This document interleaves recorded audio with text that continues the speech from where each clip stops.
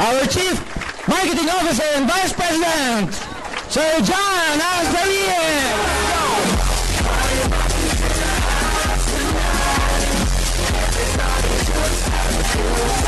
Hello! Kukulit, oh. Good morning!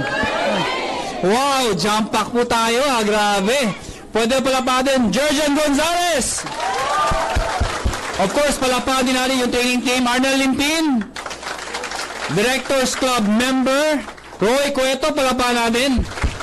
And of course, palapatin natin lahat ng mga first-timer na umattend po ngayon. Good morning po sa inyo lahat. I know, iba ho sa inyo, sa dami na narinig dito, nababaliw na, iba inaantok na, at worst, iba nagugutom na. Pero ito lang ako sabihin ko sa inyo, sa lahat ng narinig nyo ho ngayon, lahat po yun ay totoo. Ako ho, ang isa sa mga testimony kung bakit ho sinasabi ko, napaganda ng negosyong to. Ako ang pinakabata at pinakamaitsura sa lahat ng mga may-ari. Ha? Wag ho kayong mayayabangan, ano ho? Tatlo lang ho kami may-ari, tatlo lang ang may-ari, yung dalawa may edad na. Wag nyo lang isasumo, makagalit yung dalawa.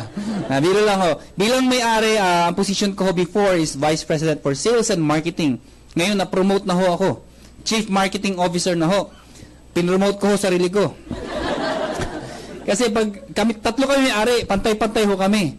Yung doktor, bagay naman sa kanya maging presidente, tama? Doktor eh. Sa kaya itsura niya, mukhang presidente.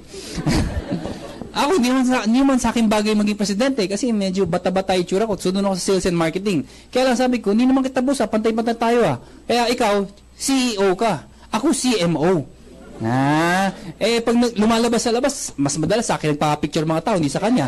Biro lang. Anyway, we would like to invite you tomorrow on Connect Asodome. Ito po ay Silver and Gold Executive Nights. Ibig sabihin, lahat ng mga na-promote ng Silver and Gold, wala na dito yung marketing plan, no? Aakit po sa stage, re-recognize po namin. At the same time, profit sharing ho tomorrow. Ano ho yung profit sharing? A portion ng income ng company ay sinishare ho sa mga distributors na makakahit ng profit sharing. Bigyan ko kayo ng idea magkano pamimigay namin. Close to 10 million pesos ho ang pamimigay ng kumpanya. Grabe, no? Grabe, no?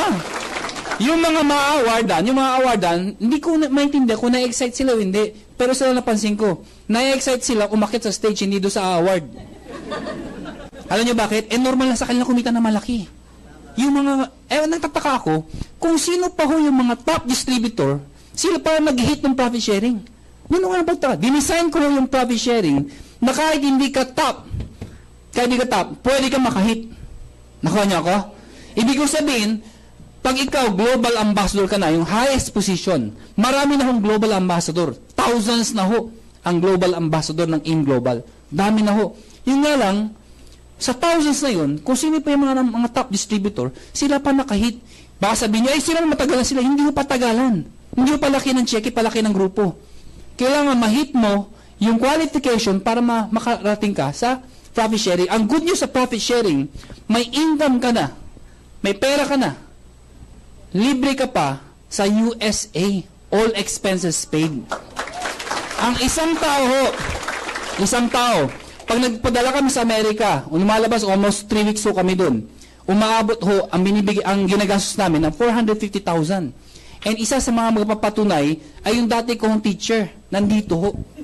Yung dati kong teacher, siya din yung nirecognize ko kanina, part ng Directors Club. Pag nakita niyo, mukha talagang teacher ko. Pala pa natin, Roy Cueto, wala pa natin. Roy, sa gitna, ikwento mo lang ng konti, ano yung feeling pagkasama sa Amerika. Pala pa nyo, Roy Cueto! Mahina yung mga palakpak nyo! English? Of course. English, ha? Yeah, of course, English. Maraming Pinoy, kaya Tagalog na lang, okay? Good morning! Morning! Gusto niyo malaman kung anong buhay sa Amerika? Yes! Sino gusto mapunta sa Amerika? Taas na kamay. Kung nagpunta kayo, pwede naman. Si OJ Polo. So mga kaibigan, ako po si Roy. Na-invite po niya ako 15 years ago sa ganitong business. And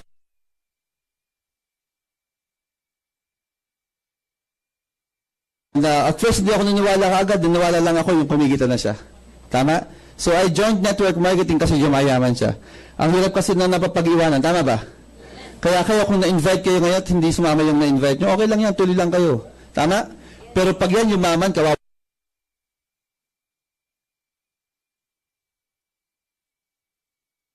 ka, hindi ka yumaman. Tama ba? Okay.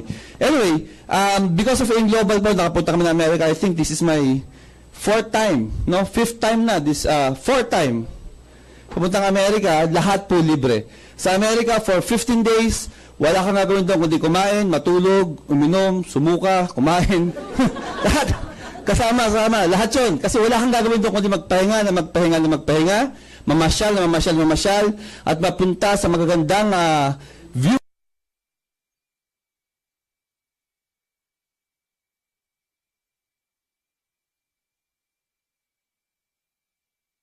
So, magagandang scenery po sa Amerika. Tama? Yun po ay ibibigay ng AIM Global ng walang pagdududa. Basta ma-hit mo lang yung requirement ng US trip and the profit sharing. Tama? Ang maganda po nito, madaling ma-approve ng madaling ko yan. So, dun pa lang, lamang na lamang ng AIM Global kasi may pangalan, mayroon kang letter na ibibigay dun sa konsul. Tama? Dun pa lang, at least, maganda lang ang sagot mo, sigurado may bigyan ka ng US visa. Tama ba? Pangatlo, lahat libre na with pocket money pa. Gusto niyo ba yung ganon? Yes. Lahat libre with pocket money? Tapos, sasama ka pa sa kanya, hindi ka nagagastos. Yung pocket money mo, hindi na mababawasan. Sama ka lang sa kanya. Kasi pati sapatos, ibibigay niyan. Tama? Bumabawi, kasi dati naman, nung estudyante ko pa lang yan, wala nang pera dati yan, kaya... Kaya yun kayo mama, bibigyan po kami talaga ngayon. Tama? So mga kaibigan, I'm encouraging you to join AIM Global kasi lahat po dito posible po talaga. Hindi lang po Amerika mararating nyo, kundi Europe, Asian Cruise, Singapore, Hong Kong, etc. etc. And because of this, kaibigan, I am living my life to the fullest right now kasi gusto ko pong i-share, this coming March 30, papunta naman ako Amerika together with my wife and my daughter naman.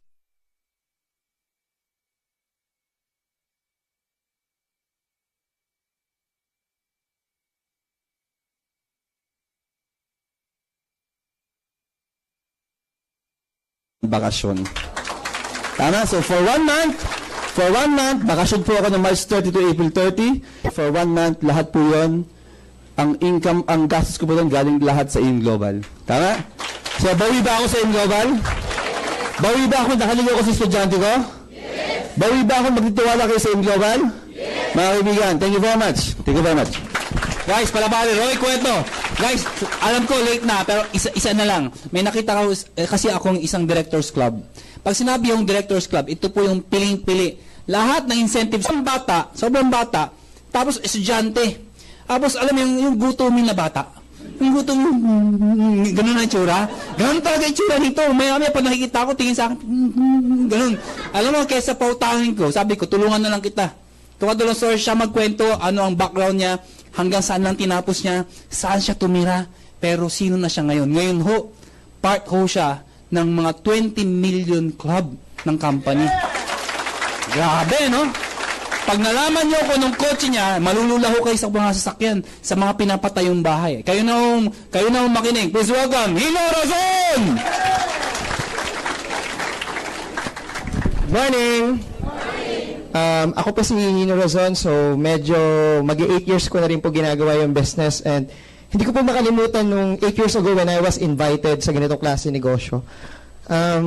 In-invite po ako nung sponsor ko 7 times, pero nahirapan po siya ako invite kasi una-una sinabi ko, busy ako sa work, hindi ko linya yung negosyo. Bakit po? Hindi na po sa pagmamayabang, medyo po mataas din po yung position ko sa trabaho ko.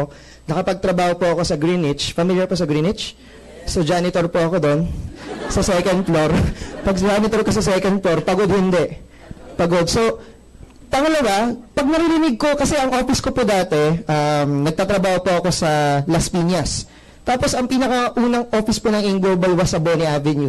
So, ang layo ng biyahe. Pangalawa, wala akong oras, wala akong energy, and wala po talaga ako interest in business. Kasi pag sinasabing business seminar, takot po ako magnegosyo. Bakit po? Idol ko po kasi yung nanay ko. Ang nanay ko po, top notcher ng UST. Matalino hindi. Sobrang talino, nakatapos po ng business course. The good news is, ang dami po niyang tinayong negosyo. And the good news is, sa lahat ng tinayong na negosyo, lahat po lugi. So kung nanay ko, nahirapan mag-business, paano po kaya ako? Iba po yung line ko. Hindi po ako graduate ng business course. Siyempre, hindi na sa pagmamayabang, medyo matalino rin kasi ako. Yun nga lang, iba nga lang yung natapos ko. I'm a graduate of 5 years BSHS. Familiar po ba? BSHS? Bachelor of Science in High School. 5 years ko po tinapos yung high school, ganun po ako katalino. Graduate po ako sa, hindi ko na sabihin yung school. Basta, 2 beses po na banggit po sa TV yung school ko, no? Sobrang sikat. So, investigador, ex-beta na siya, bumariwana. So, kumbaga, isa po akong ordinaryong tao lang. Tama po ba? High school graduate, never nakapag-college. Pero when I was invited, ang sinabi sa akin ng sponsor ko, sa totoo lang, kaya po niya ako napated, may pupuntahan daw po kami, Bonnie Avenue. Sabi ko, ayoko, wala nga akong time sa mga seminar. Ang sabi niya sa akin, gusto niyo ba malaman? Bakit ako nag-attend? May pupuntahan daw po kami birthday. Tama po yung sinabi ni Abjan, alam niyo po, ni Sir Jan, na patay gutom po talaga ako. E pag patay gutom ka, birthday, pupunta ka hindi. So, bumiyahay po ako. Pagdating ko po, 2 hours po yung seminar. No choice. Nakaupo na po ako sa harap. Sabi ko, parang baliw yung mga tao. Gabi-gabi na, good morning. Yung batian.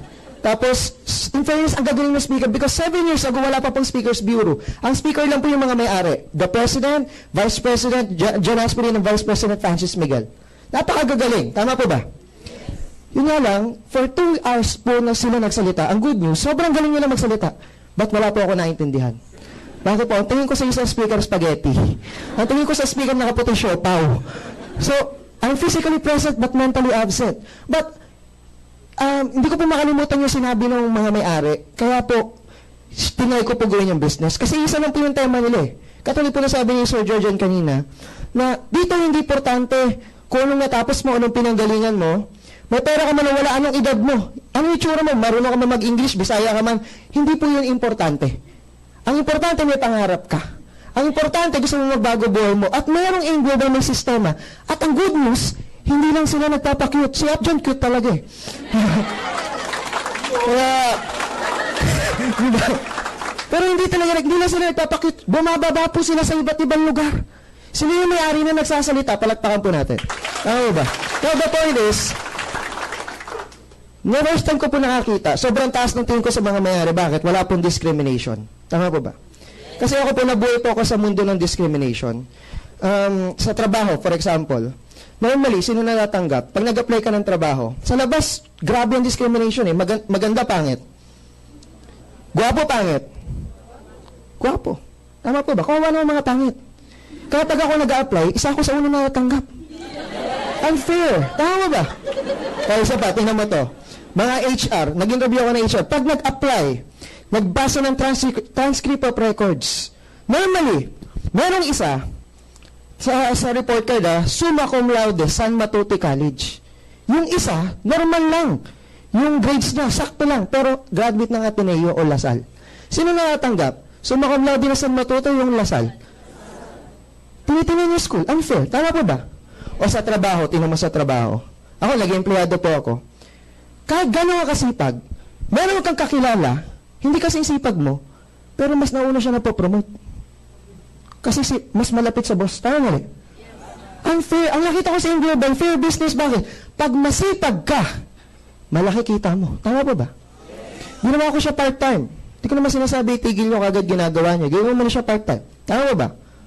Huwag ka muna mag-resign ngayon. Gabi na, bukas na lang. Guys, the point is, when I did the business part-time, on the 3rd month, pumalo ng 30,000 yung kinita ko. Sa Global, I fired my boss. Kasi sabi ko, kahit magpatambling-tambling ako sa harap ng boss ko, kakatrabaho, ganun pa rin yung kita ko. Tama ba? Pero sa Global, pag tamad ka, wala kang kita. Pag tamad ka, mahilit ang, pero pag sinipagan mo, lalo na pag nakabuild ka na ng network, grabe guys, unlimited ang pwede mong kitain.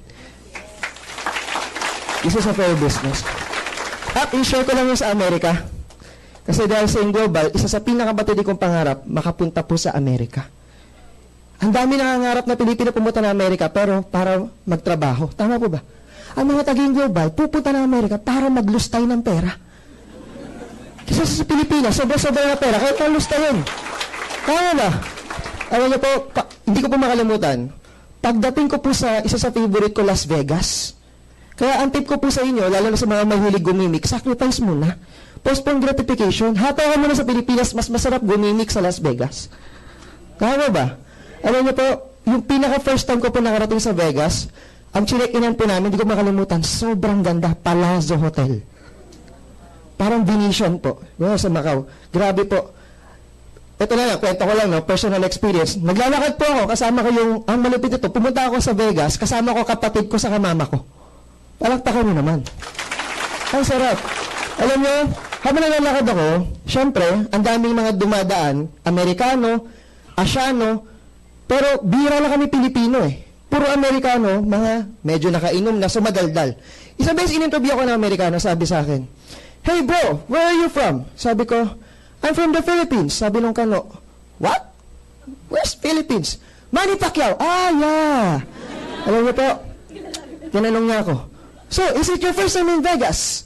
"Yeah, it's my first time." "How old are you?" At that time, 22 years old po ako noon. Isa po ako sa pinakabatang nakapunta ng Amerika. Pero yung kausap ko, 40 years old na Amerikano, o 40 pataas. Tinanong ko, "Is it your first time too?" "Yeah, it's my first time." Na-realize ko, hindi pala lahat ng Amerikano nakakapunta rin ng Las Vegas. Tama ba? Kasi hindi lahat ng Amerikano may pera. At hindi lahat ng Amerikano, maraming taga Bacoor, Cavite. High school graduate, dahil sa Global, nakapunta sa Las Vegas. Alam nyo, hindi ko rin po makalimutan.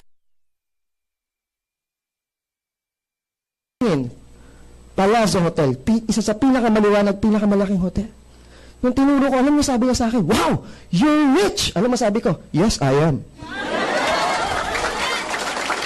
Ito ang hindi lang niya alam. At pahiram lang po. Ito pong dapat matatak sa utak niya, no? Ito ang hindi niya alam. Ang yabang ko, wala naman ako nalabas, biski piso.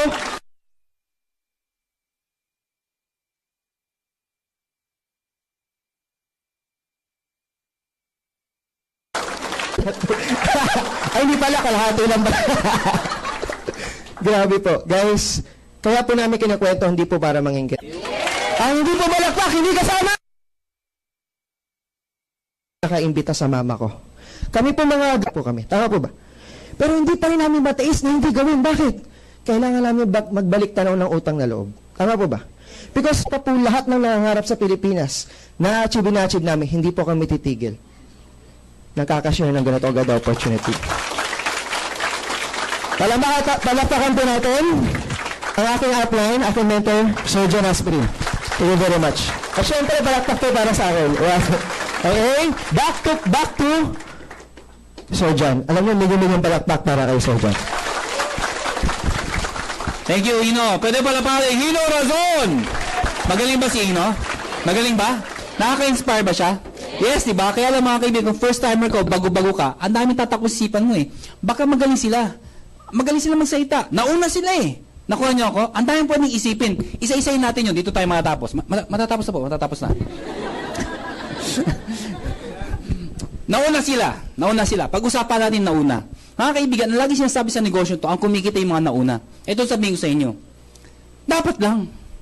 Ano ang kumita yung nahuli?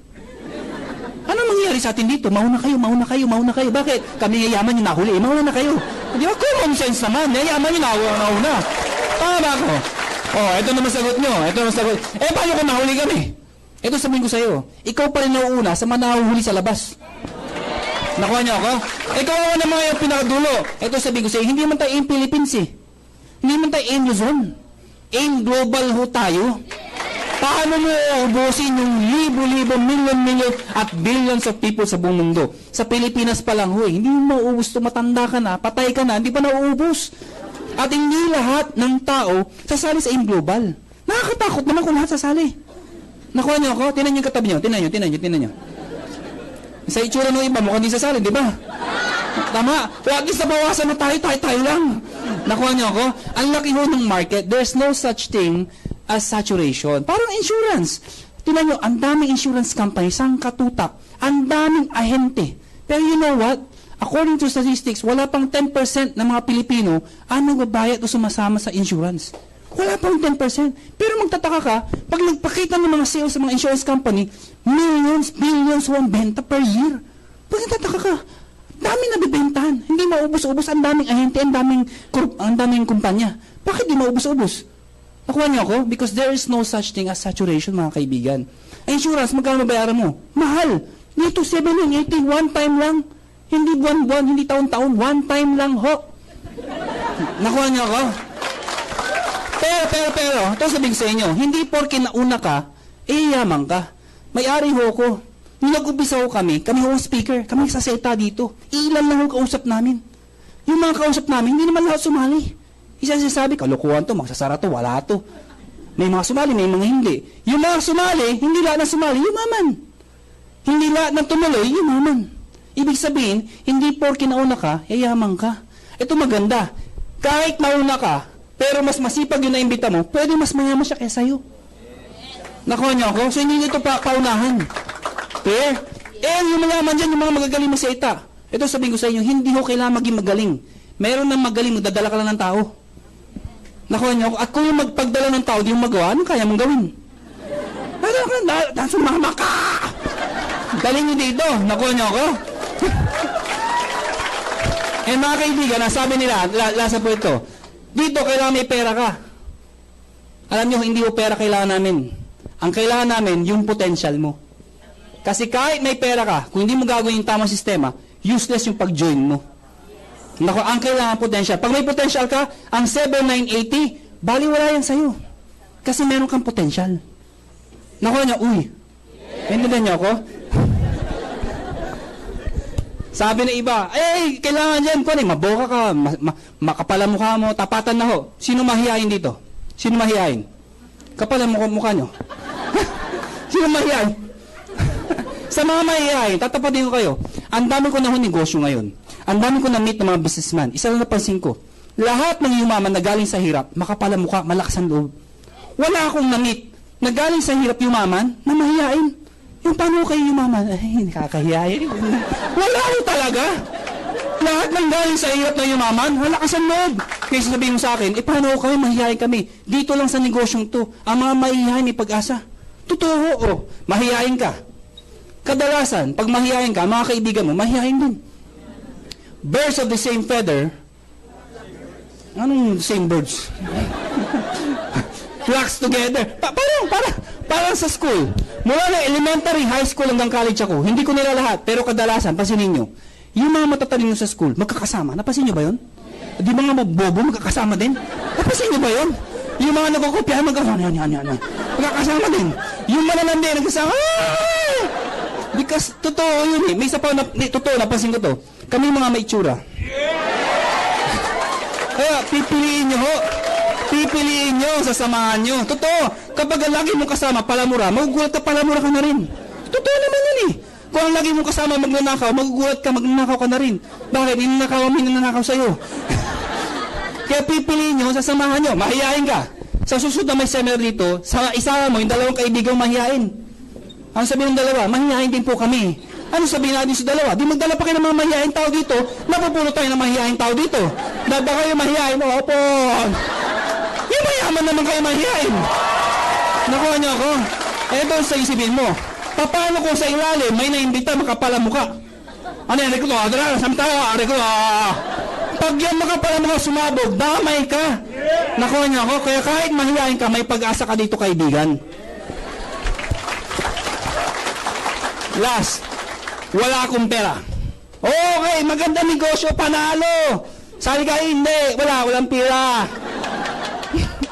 Eto, problema mo. Eto sabihin ko sa iyo, majority ng mga sumali dito, even me, way back 1998, nung ako naibita sa estudyante ho ko nun. Imagine mo, 1998 ho yun, nag-aaral ho ko. Walang kapera-pera. May itsura na ho, alam ko, naiintindihan ko yun.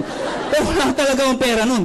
Pero nung pinakitaan ako ng ganitong opportunity, isa na sinabi ko, minsan lang naman eh. Hindi naman buwan-buwan. Hindi naman taon-taon. Yung tuition fee ko, nag-uumpisa pa lang ako nun. Maya-maya, every 6 months, babayad kami. Ito, one time lang. So nakita ko sa sarili ko, gawin ko ng paraan. Anong ginawa ko? Lahat ng libro ng ate ko, binenta ko. Galit na galit ate ko sa akin. Eh, medical yung ate ko. Pinenta ko, galit na galit, pati libro ko, galit na galit. Pinalayas ako. Alam niyo ho, 3 years ago, nung birthday ko, nagpakain ako sa Shangri-La. Andun na ate ko. Ano sabi niya? Grabe, yaman mo na, ano? Ano sagot ko sa kanya? Ate, naalala mo noon? Binenta ko yung libro ko't libro mo. Pinagalitan mo ako. Eh, may mga tao, may mga bisita. Eh, pinaparinig ko. Sabi, hindi naman, ha? Hindi naman. Ha? Binenta ko, pinlayas mo ako, at nakalimutan mo pa ako. Pero ate, sabi ko, kung hindi dahil sa mga libro mo't libro ko, alam mo, asan kaya ako ngayon? Pero dahil sa libro mo, ngayon, hindi lang libro mabibili ko. Pati library mabibili ko na. Nakuha niyo ako? So guys, huwag niyo akong tingnan to. At tingnan niyo, anong pwedeng mangyari sa'yo pag meron ka nito? Hindi ho ito. Uy, nakuha niyo ako? So mga kaibigan, sana ho yung prinsipyo ko maging prinsipyo niyo. Ano ba yung prinsipyo ko? Sana ho yung prinsipyo ko maging prinsipyo niyo. Ano ba yung prinsipyo ko? Sana ho yung prinsipyo ko ay maging... Ang prinsipyo ko ay sa habang bata ka, habang may lakas ka, habang may oras, pag may opportunity, sumubok ka. Hindi man para sa'yo, ang importante, sumusubok ka. Ang mahirap kasi sa atin, hindi ka pa sumusubok, dahil mo nang iniisip, di totoo yan, mahirap yan, pare-pare lang, masarap din yan. Ay, hindi ka pa sumusubok. Dahil mo nang negative na isip, subukan mo muna. Pag hindi nag-succeed, hindi ka nag-succeed, okay lang yun. Part ng buhay ang failure. Ang mahirap, yung ayaw mo mag-fail. Pag hindi ka nag-fail, wala nang success. Sana hindi ka mag-succeed pag walang failure. Hindi pwedeng parang loto. Sa loto nga bago ka tumama Saan ka tutak ng taya mo na Kung tatama ka. Hindi ko tatama ka pa, di ba? Mga kaibigan, ang gusto ko yung point, habang bata ka, sige lang. Ang mahirap sa atin, kung kailan ka matanda, doon ka maghahabol. Napakahirap maghabol. Gusto ba yung 90 na kayo, 90? Saan kayo hahabol? Ano yung tsura nyo? Saan yung opportunity? Sasali na ako. Ha? Gusto ba yun? Nubenta ka na, maghahabol ka. Yumaman ka man, hindi mo mag-enjoy. Nubenta ka na, nagka-BMW. Ang ganda ng BMW. Your arthritis ka. Hindi mo enjoy. Nakuha niyo ako. Maganda yung bata, sige lang. Bata ka. Mag-fail ka, okay lang. Kung mag-succeed ka, tinan niyo ako. Nakuha niyo ako? Dahil mas masarap mag-succeed habang bata. Ibang bata. Totoo naman mas marami kang ma-inspire, mas marami kang magagawa. Kaya ngayon pa lang ho, tomorrow, umaten ho kayo. Maganda ho yung topic ko. Normally, ang mga mayari nagsasalita. Alam ko, gasgas na kami. Every event, nagsasalita kami. Yun nga lang, yun nga yung point kasi kami mga mayari, hands-on kami. Kami yung nagpapalaki, kami yung umiikot. Which means tomorrow, walang choice. Kahit ayaw namin, sasalita kami. May maganda akong topic tomorrow. Sana pumunta ko kayo. Abangan nyo yung topic ko. Pag nandoon ka, sana sabi, buti na lang umaten ako! Ha? Anyway, good morning sa inyo lahat. AIM Global is like a play opportunity. Hindi ko kami lumiliit. Hindi kami lumiliit. Lumalaki ho kami. Pag sumabay ka, thank you very much. Pag hindi ka sumabay, remember this.